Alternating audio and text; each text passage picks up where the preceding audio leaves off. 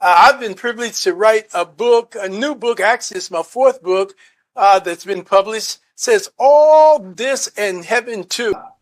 Brother, I just would like to say this is a great, great work. And I'm not just gaslighting you or pumping you up.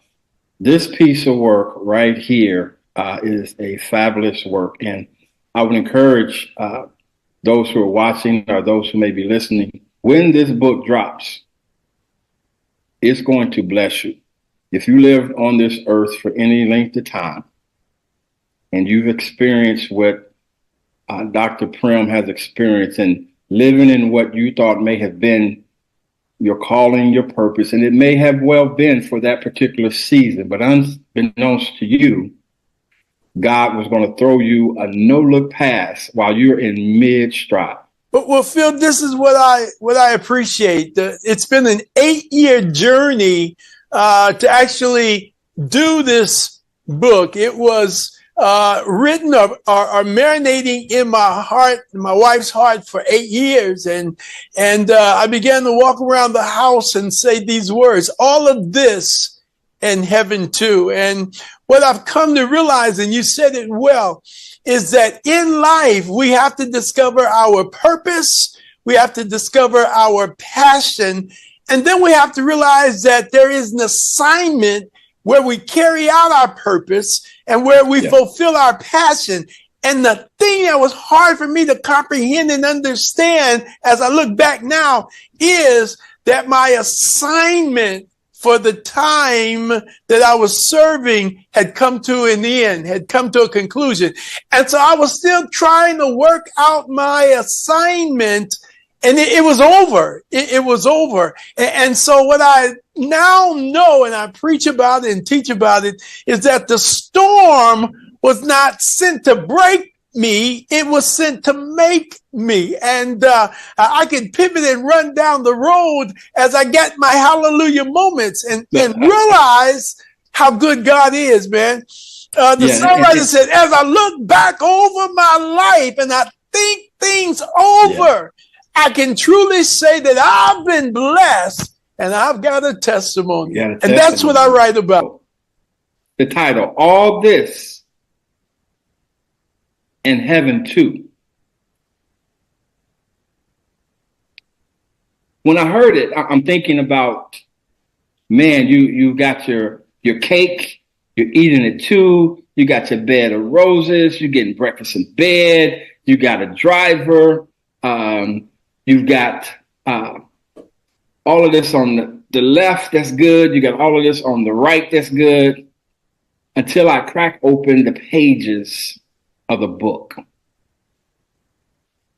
Where did the book come from? Well, let me share with you some of the detail. I won't give a lot of everything away because I really want people to read the book. Absolutely.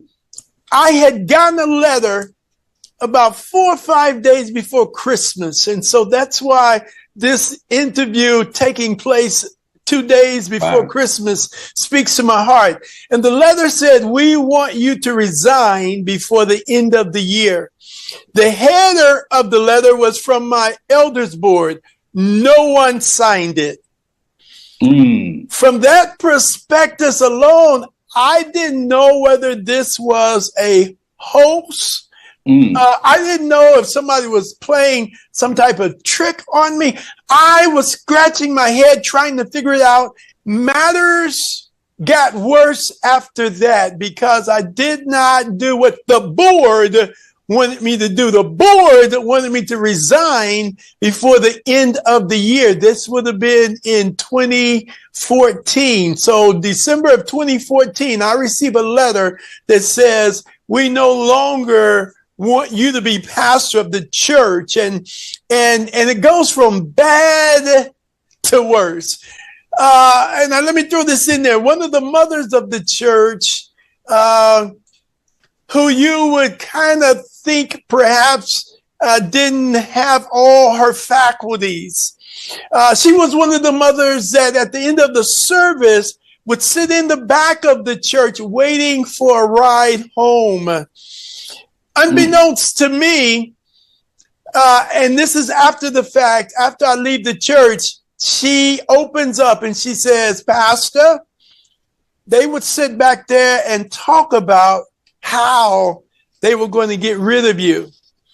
And she gave me details that I later find in writing because of one of the elders who loved me shared with me some of those details, and they're in the book. Yeah, they're in the book. Yeah, man. Yeah, man. I mean, they are there. And literally from that perspective, my eyes are open because, again, I have this love relationship. Yes, we have moments of difficulty. Yes, we have ups, we have downs, like any relationship. But I never knew that I had in my camp someone who was determined to get rid of